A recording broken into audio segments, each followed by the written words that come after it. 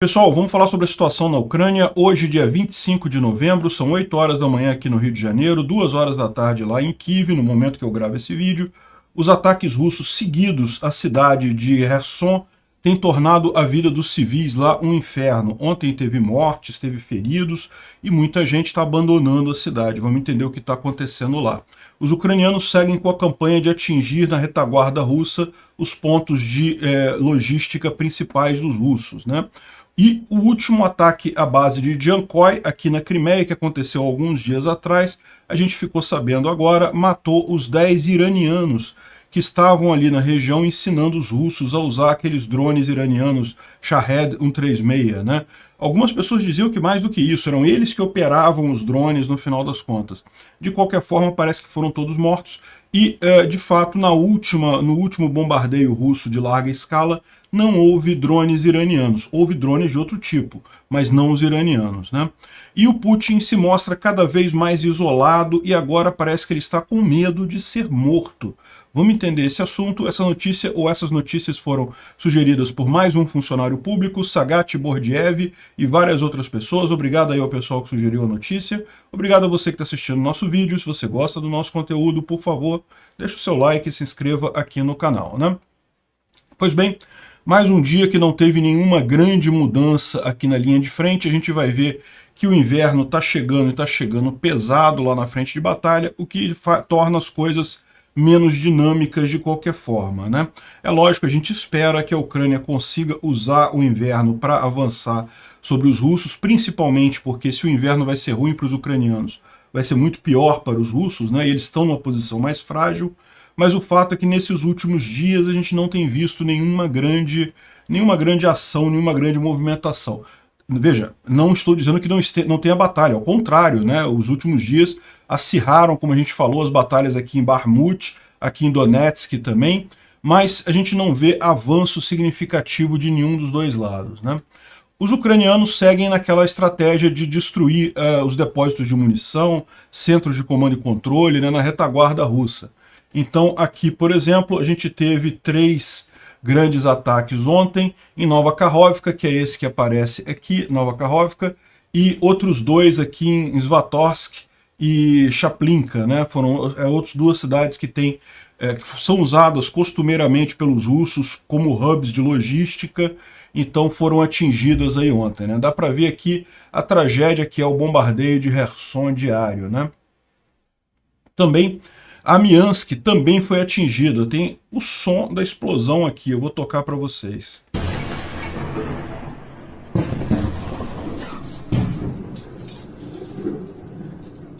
Ou seja, só tem o som da explosão. Armiansk é aqui, essa cidade no norte da Crimeia, que também está no alcance dos HIMARS, né? Bem, além disso, existe reporte de que teriam havido ataques ao aeroporto de Melitopol, mas é uma coisa que está meio no ar isso daqui, né? O Defmon está falando aqui, está traduzindo o que foi dito aqui em ucraniano aqui embaixo. 5 grandes acertos, né, bombardeios chegaram no aeroporto de Melitopol e a defesa aérea estaria quieta, né? Mas se você ver aqui, tem gente falando mais aqui para baixo que na verdade os russos disseram que na verdade as explosões eram a defesa aérea atingindo os mísseis ucranianos e que não teria caído nenhum míssil no aeroporto de Melitopol, né?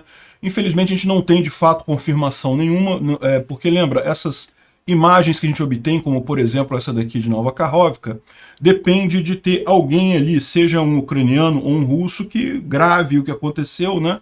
Para a gente ter a noção de que realmente aquilo está acontecendo. Mas nesse caso, em Melitopol, não houve a confirmação, não houve ninguém filmando ali que pudesse confirmar exatamente o que houve. Mas, lembra, os russos falarem também que foi a defesa aérea não quer dizer nada, porque russo, por definição, mente, né? O prefeito de Melitopol, o Ivan Fedorov, ele está na Ucrânia agora, né? Ele não está mais em Melitopol, porque Melitopol está ocupada, mas ele evidentemente tem muitos contatos na cidade. Então ele falou que as Forças Armadas ucranianas fizeram a revanche pelo ataque do bebê na maternidade lá em Volnyansk. Lembra, a gente falou isso há 2 dias atrás, né? Um bebê de 1 dia de idade, recém-nascido, foi atingido na maternidade de Volnyansk, que é a gente está falando aqui, né, essa cidadezinha aqui, e aparentemente, qual que foi essa vingança que eles fizeram, né? Eles destruíram o complexo de defesa antiaérea S-300, de onde teria saído o míssil que atingiu o hospital e matou a criança, né? Então essa foi a revanche desse, e se isso daqui for verdadeiro, o que isso significa, né? Isso explica porque, primeiro, que de fato atingiram coisas no aeroporto de Melitopol, faz sentido, é muito provável que um sistema de defesa antiaérea esteja instalado num aeroporto, e ele não funcionou porque ele foi atingido, então de fato, se isso daqui for verdade, explica o que foi dito aqui na outra coisa, e a mentira russa é só mais mentira russa, e não faz diferença nenhuma, né? Então, é lógico que a gente não tem confirmação de nada aqui, mas eu vou ficar com a versão do prefeito de Melitopol de que atingiu a defesa antiaérea, os S-300 que estavam no aeroporto de Melitopol e foram usados para atingir a maternidade que matou aquela criança, né? Bom, ontem houve bombardeio em Kherson, isso não é novidade, parece que tem bombardeio todo dia em Kherson. Os russos estão de propósito para tentar fazer propaganda, né, dizer, olha só, a Rússia saiu da cidade, agora a cidade está abandonada e não sei o que lá. Eles estão agora bombardeando Kherson todos os dias, né? E ontem houve um bombardeio que 4 pessoas acabaram morrendo e teve mais um monte de ferido. Aqui a visão, tá vendo? De novo, alvo civil, eles não se preocupam em fazer coisas militares e coisa e tal, é mesmo para propaganda pura, para destruir Kherson e poder falar lá internamente lá na Rússia que, olha, tá vendo? A gente devolveu Kherson para os ucranianos, eles estão abandonando a cidade, coisa e tal. Infelizmente, Kherson agora é uma cidade na linha de frente, né? Então, a menos que os ucranianos consigam avançar rapidamente na margem esquerda do Dnipro, não tem muito como evitar esses bombardeios, porque a artilharia russa está muito próxima, né? Bom, tem um relato aqui, a vida na cidade ficou de fato insuportável, né? Tem um relato aqui do Ivan Akipenko, explicando como é que está a vida em Kherson depois que passou a euforia, né? O pessoal, todo mundo comemorou, ok, fomos liberados, estamos na Ucrânia novamente, os serviços voltaram a funcionar e coisa e tal, os bancos estão funcionando, só que agora você tem um inferno do que? Os russos destruíram todas as utilidades da região quando saíram, né? Destruíram a rede elétrica, água, calefação, destruíram tudo. As coisas já estão começando a serem religadas novamente, mas isso leva muito tempo. Eles fizeram questão de destruir com vontade na hora de ir embora, né? E aí ele conta aqui como é que está sendo o dia a dia dos moradores da cidade, né? Então, aproximadamente desde novembro, do dia 6 de novembro, não tem eletricidade na maior parte da cidade. O suprimento de água e o aquecimento desapareceram. Tem gás, mas não para todo mundo, não em todos os lugares, né? Então realmente tem algumas imagens aqui, a coisa consumida realmente pela guerra. Um dia típico de um residente de Kherson começa procurando um lugar para recarregar os telefones, né? Telefones, lanternas, powerbanks, enfim. E tem muitos desses em cafés, ATMs, na estação de trem. Enfim, geralmente o pessoal fica lá recarregando o celular, dá para ver que realmente eu consigo imaginar isso perfeitamente, né? E em seguida a questão é pegar água, né? Água para beber, de poços e coisa e tal, e água para outros usos, né? Para limpar o vaso e coisa e tal. Então esse tipo de água de segundo uso eles pegam muito do rio. O próprio rio de Dnipro, eles usam essa água para o vaso, e tem fontes com água potável que eles podem pegar para beber, né? Bom, aí depois as coisas estão voltando ao normal, as pessoas já abriram bancos, mercados, correio, enfim, as coisas estão voltando a funcionar na cidade. Tem muita fila nas ATMs, né, no banco 24 horas, e nas estações de gás, nos postos de combustível. E eles estão dizendo aqui que muitas lojas ainda têm produtos russos, e os preços são o dobro do preço dos produtos ucranianos, e a qualidade é muito pior, né? E segundo o pessoal que ficou em Kherson durante toda a ocupação, isso era a realidade durante todo esse período. Durante esse período, eles não tinham acesso aos produtos ucranianos, e daí tinham que comprar de alguns mercados que vendiam produtos russos, que eram o dobro do preço e de qualidade muito inferior, né? Mas agora já tem as grandes lojas, os grandes supermercados ali já reabriram, né, com produtos ucranianos mais baratos de melhor qualidade, né? Ele diz que a ajuda humanitária ainda está meio caótica, não está muito organizada, né, mas volta e meia aparecem caminhões com produtos de higiene, produtos de forma geral, e isso acaba ficando uma coisa meio humilhante, porque está tudo desorganizado, as pessoas vão correndo lá para pegar esse tipo de coisa, né? Todos os dias, Kherson é bombardeada da margem esquerda. De acordo com os dados oficiais, 7 pessoas já morreram nos últimos 4 dias, tem pessoas feridas e existem prédios destruídos, né, prédios residenciais destruídos.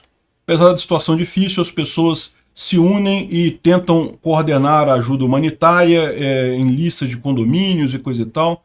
Não tem gás em parte de alguns edifícios altos, então a comida está sendo preparada nos jardins, né? Em churrasqueiras e fornos. Viagem de graça para outras regiões da Ucrânia é agora disponível para residentes de Kherson. Um trem diário sai para Kiev e tem ônibus para Mykolaiv, Odessa, e você também pode sair nos voos de evacuação. Muitos estão saindo, o que não é razoável imaginar, né? Ficar numa cidade de frente de batalha, imagina, se você tem crianças, se você tem pessoas de idade, realmente não tem muito como fazer isso, né? E como ele fala aqui, depois de 8 meses que eu estive fora, eu retornei para uma Kherson completamente diferente. A cidade foi roubada e vilipendiada, né? A euforia da liberação passou. É muito difícil a realidade que está lá em todo o país, na verdade. Enfim, ele fala aqui mais algumas coisas, mas o que a gente tem no final das contas é que, de fato, muitos residentes de Kherson estão aproveitando que estão na Ucrânia agora para fugir para a Ucrânia. Ou seja, no mínimo isso eles conseguiram, né? Antes era difícil conseguir sair de Kherson e chegar na Ucrânia, agora o Kherson está na Ucrânia, então eles conseguem fugir para outras partes do país onde tem abrigo, né? Enfim, não tem como fazer de outra forma. Infelizmente, Kherson iria ficar mesmo como uma cidade na linha de frente, com isso suscetível ao bombardeio russo, mas eu tenho certeza que os russos em breve vão lançar uma campanha ali para retomar a margem esquerda do Dnipro, e esse problema vai acabar em Kherson, né? E só uma observação, né? Os russos agora estão bombardeando qualquer coisa em Kherson, instalações civis, prédios e coisa e tal. Lembra que os ucranianos fizeram todo um trabalho justamente para conseguir tomar Kherson sem precisar bombardear a cidade, né? É lógico, eles chegaram a mandar alguns mísseis para lá, visando sempre alvos militares na cidade, né? Os russos certamente não têm essa preocupação. Bom, e aqui o Var Svitla, ele fala aqui que você notou que praticamente não teve os mopeds nessa última leva de ataque russo, e eles não estão vendo isso também na frente de batalha lá na Ucrânia, né? O moped é o apelido que eles deram. O mopeds é aquele ciclomotor, monareta, né? Aquela motozinha tão pequenininha que parece uma bicicleta com motorzinho, né? Uma bicicleta motorizada. E tem aquele barulhinho reconhecível, né? Que é um barulhinho, parece que o motor vai explodir a qualquer momento, que está no desespero e coisa e tal. Então é o mesmo som que fazem os drones iranianos. Então eles apelidaram isso de motoneta, o ciclomotor, enfim.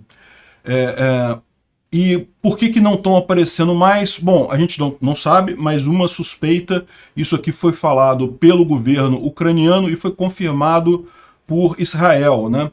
Que uma ação... Lembra que alguns dias atrás a gente falou sobre os ucranianos terem atingido aqui Jankoy, essa base aérea que tem aqui na Crimeia, né, que é uma base aérea muito importante, militar. Os russos usam para um monte de coisas, ainda mais agora que toda essa parte aqui está suscetível de ataques de HIMARS, né, então estão deslocando as coisas aqui para Jankoy, e parece que eram ali que estavam os iranianos que estavam ensinando os russos a usar essas mopeds, né, esse Shahed 136, o drone iraniano que os russos estão usando.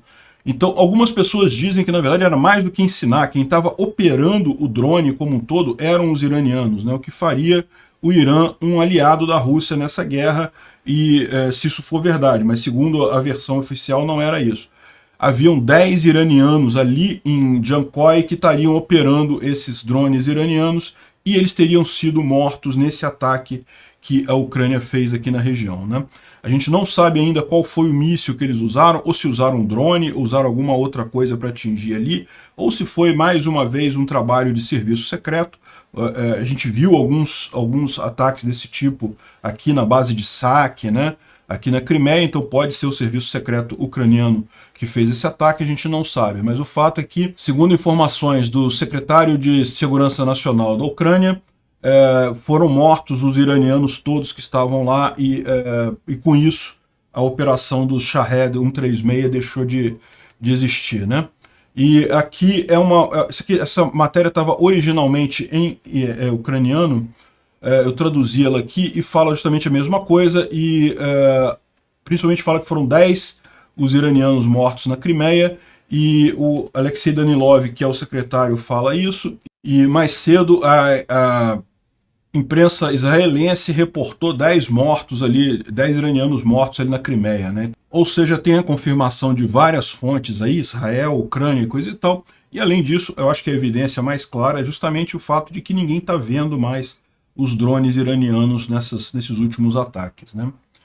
Bom, o Arestovich fez mais uma live ontem, sumarizando o que está acontecendo na Ucrânia. Eu acho que vale a pena a gente dar uma olhada, embora algumas coisas a gente já tenha falado aqui, né? Por exemplo, a questão de Kherson, e, enfim, ontem a cidade de Kherson foi bombardeada 17 vezes, matando 4 pessoas e ferindo várias outras, né? Enfim. No resto da linha de frente, ele fala que continua a mesma coisa, como a gente falou, não é que tenha parado a guerra, continua lá em Bakhmut, continua muita briga entre o grupo Wagner tentando avançar, mas não tem grandes mudanças na linha de frente, né?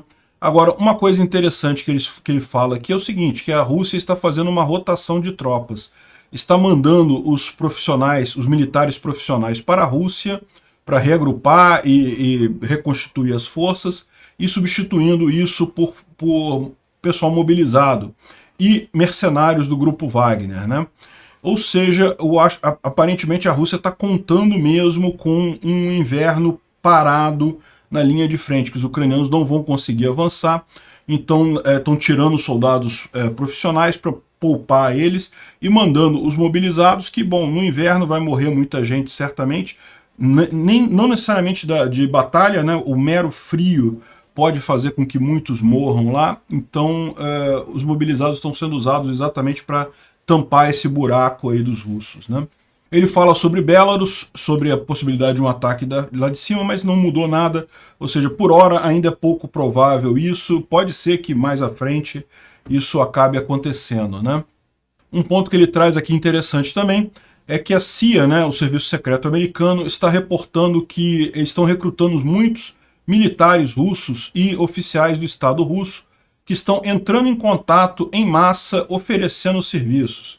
O fato de que a falha militar agora já está evidente, né, a falha militar russa na Ucrânia já está evidente para todo mundo, até lá dentro da Rússia, e certamente o exército será o bode expiatório. Então, e o aumento do desastre econômico na Rússia vão incentivar muitos militares, oficiais militares e oficiais do Estado russo a vender segredos para a CIA, para a SBU, que é a Agência de Serviço Secreto Ucraniano, em troca de dinheiro ou garantias de segurança, né? Bom, ele fala aqui também sobre a questão do Lukashenko e da Tsikhanouskaya. A Tsikhanouskaya é a vencedora legítima da eleição em Belarus, né? Ela que ganhou a eleição foi fraudada para o Lukashenko continuar no poder. Ela está no exterior, ela fugiu para a Polônia e ela é reconhecida como presidente de Belarus por todo o Ocidente, mas é uma situação similar à do Guaidó aqui na Venezuela, que o Guaidó é reconhecido por vários países, inclusive pelo Brasil, pelo menos por enquanto, né? Quando Lula assumir, ele provavelmente vai mudar isso. Mas por enquanto o Guaidó ainda é reconhecido como presidente da Venezuela, mas ele não consegue fazer nada, porque continua o ditador vitalício da Venezuela lá, né? E aí o que eu estou falando aqui é o seguinte, a Svetlana Tsikhanouskaya, ela é reconhecida como presidente e ela queria fazer uma visita à Ucrânia. mas parece que os ucranianos preferiram não comprar essa briga, porque, por hora, a verdade é que Belarus não mostra interesse em entrar nessa guerra. Belarus tem uma força militar muito fraca, muito pequena, mas de qualquer forma significaria mais uma dor de cabeça para os ucranianos. Nesse momento, comprar essa briga de graça não valeria a pena. Então parece que por isso o encontro entre o Zelensky e a Tsikhanouskaya foi adiado aí indefinidamente, né? Ele fala uma outra coisa aqui, a gente vai falar sobre a troca de prisioneiros e coisa e tal. Ele fala assim, olha só, é muito importante notar que não teve nenhum acordo novo, tá? Não tem acordo, não estamos negociando nada. Olha a importância que o pessoal na Ucrânia dá a isso. Não tem esse negócio de negociar com a Rússia, não. Não estamos negociando nada novo. Acordo de prisioneiro é porque já tem esse tipo de acordo normalmente para troca de prisioneiros. E o acordo dos grãos, lá da passagem dos grãos pelo Mar Negro, teve... isso já teve, desde lá da primeira vez, a contrapartida de liberar a venda de fertilizante russo. Né? Então, ou seja, isso que conseguiram, no final das contas, fazer o acordo entre a Rússia e os países do Ocidente, liberaram os russos para vender fertilizante e, com isso, a Ucrânia liberou, a Rússia aceitou liberar o corredor para a Ucrânia. Mas isso já foi lá, foi no primeiro acordo, né? E recentemente, vocês sabem, a Rússia tentou melar esse acordo, mas não conseguiu, acabou voltando atrás, porque a Turquia falou que ela ia garantir a passagem dos barcos ucranianos, os russos ficaram falando sozinhos, né? Bom, para vocês verem como o dia está realmente com poucos eventos, não houve atualização aqui no Instituto para Estudo da Guerra de ontem para hoje, né? Como a gente falou, aqui houve mais uma troca de prisioneiros, outra, tá? Ontem a gente falou de uma troca de prisioneiros, de 36 prisioneiros, teve outra, a que a gente falou ontem era de anteontem, hoje estamos falando da que houve ontem, foram 50 soldados retornados do cativeiro na Rússia, e entre eles 2 oficiais e 48 soldados e sargentos. 19 deles eram defensores de Mariupol, lá daquele pessoal que estava na Azovstal, né? E ainda teve 15 prisioneiros de Chernobyl. Lembra que logo no início da invasão os russos tomaram Chernobyl, né? Cavucaram trincheiras em Chernobyl, né? Vocês lembram disso, né?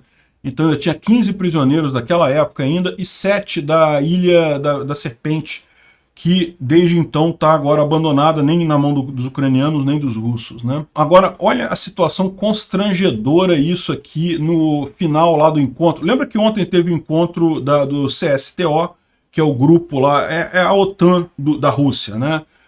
É um grupo de defesa mútua que tem a Rússia, o Cazaquistão, a Armênia, enfim, aqueles países todos ali na região, né?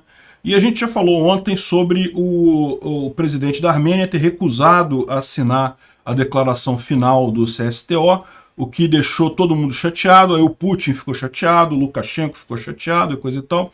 E veja, houve uma época que a Armênia não sonharia em desagradar o Putin, porque o Putin era visto como grande apoiador da Armênia na região e coisa e tal. Só que a Armênia está vendo que o Putin não tem mais força para nada, né? O pessoal está começando realmente a ver o Putin como carne estragada. Ninguém quer aquele negócio. Olha só, para tirar foto do final do evento, que constrangedor, todo mundo se afastando do Putin, assim, ó.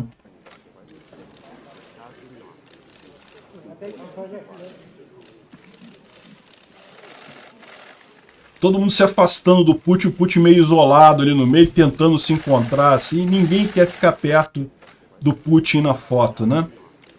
Realmente uma coisa constrangedora.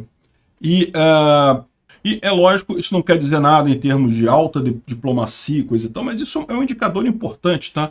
Quando você começa a ter países que eram muito ligados à Rússia se afastando dela, você vê realmente que a situação, a visão de força da Rússia acabou. A Rússia não é mais vista como já foi num passado muito recente, né?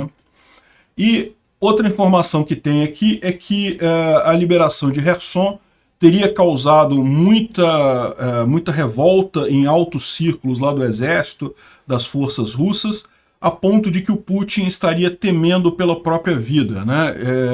Isso aqui foi dito pelo Arestovich para o The Times, então é lógico que a gente tem que dar um desconto aqui, porque, né, é a visão de um ucraniano, embora o Arestovich tenha mesmo muita informação sobre essa guerra. E segundo ele tá falando, é justamente que dentro do governo russo muita gente não gostou dessa coisa e Putin está com medo de ser defenestrado do governo, de ser morto, né? Como é o padrão lá. É aquilo que eu falei no meu vídeo, lá um dos primeiros vídeos que eu fiz dessa guerra, o Putin queria queria entrar para a história como Pedro o Grande e vai entrar para a história como o Nicolau II, né? Que acabou humilhando o país na Primeira Guerra, destruindo o exército inteiro. No final foi morto pelos revolucionários internos lá e levou o comunismo na Rússia, né? O czar Nicolau II. Enfim, e ele está lutando por sua vida agora. Se ele perder a guerra, pelo menos na cabeça dos russos, isso significa o fim. O fim dele como uma figura política e possivelmente no sentido físico, né? E isso é uma preocupação, certamente. Ele, com essa derrota, fica uma visão muito ruim. A perda de Kherson já deixou um gosto amargo na boca. A derrota completa seria realmente o fim do Putin, ninguém tem dúvida disso. Bom, e finalmente lá na Ucrânia, isso aqui já é uma visão da linha de frente em Donetsk, ou seja, o inverno chegou, já tem lugares lá na Ucrânia com muita neve, muito frio. A temperatura média na região ali de Donetsk está em 6 graus, essa temperatura média dá para você tirar aí que durante a noite deve fazer mais frio ainda. Enfim, e é engraçado disso daqui que, como faz a brincadeira aqui o Tendar, né? Os russos, olha, o inverno está chegando, setembro, o inverno está chegando, o inverno está chegando, querendo botar medo nos ucranianos, né? Que no Brasil tinha um pessoal falando assim, não, que o general inverno ganha as guerras pelos russos e coisa e tal. E, de fato, ganhou contra o Napoleão na Segunda Guerra Mundial também. O frio do inverno fez uma diferença grande, mas a verdade, no final das contas, é que os ucranianos estão acostumados com frio também e têm condições muito melhores tanto de material do exército quanto de suporte para conseguir suportar essas temperaturas, né? Ele está falando aqui, o Thomas Tiner está falando aqui que o exército vai matar muito mais soldados russos do que ucranianos, os ucranianos poderiam matar, né? Hoje já está 6 graus na fronteira durante o dia em Donetsk, no fronte de Donetsk. E a gente já tem os primeiros, e já tivemos os primeiros vídeos de esquadrões russos inteiros morrendo de hipotermia, né? Nesse Twitter aqui tem a foto do caso. Realmente a impressão que dá é que o pessoal morreu de hipotermia mesmo, todo mundo abraçado, agarrado, os soldados russos e todos mortos, né? Enfim, eu não vou mostrar a foto porque o YouTube não gosta desse tipo de coisa. Outra coisa curiosa, né? O pessoal está mencionando aqui como é que está a televisão russa. A televisão russa, no início da guerra, falava não, que mais uma semana a Ucrânia acaba. O exército ucraniano já acabou, a força aérea ucraniana já acabou, não tem mais nada. Mais uma semana colapsa a Ucrânia inteira e a Rússia toma, coisa e tal, né? Muitos falavam não, que agora no inverno vai acabar a Ucrânia e coisa e tal. Agora já estão começando a mudar o discurso, falando que não, que vai acontecer no final de 2023... 2030, né? 2023, 2024, e aqui, essa aqui eu achei ótima. Em 2025, a Rússia vai se tornar um oásis de luz e coisa. Esse pessoal é muito iludido, cara. A Rússia está se desmanchando completamente, tanto economicamente quanto socialmente, com essa guerra, está destruindo o seu exército completamente. Por quê? Porque a preocupação do Putin é essa, ele sabe que se perder a guerra, ele morre. Então ele está indo às últimas consequências, destruindo cada coisinha que ele pode para evitar a derrota na Ucrânia, e nem com isso está conseguindo, né? Vai virar um oásis de luz, só se for um oásis de luz de explosão radioativa. E outra coisa engraçada que aconteceu é que um caso curioso de identidade trocada, né? Ou identidade errônea. O serviço secreto russo matou um grupo de russos que eles disseram que eram sabotadores pró-Ucrânia, mas depois descobriram que era um grupo de pessoas entusiastas de Airsoft e que estavam fazendo um live action roleplay do videogame Stalker. Então o pessoal vestiu com uma roupa característica e coisa e tal para encenar uma cena do videogame com armas de airsoft, coisa e tal, para tentar... paintball, né? Aquela coisa de paintball e fazer uma encenação disso daí, o serviço secreto achou que fossem sabotadores ucranianos e matou os caras todos. Realmente, Rússia, né?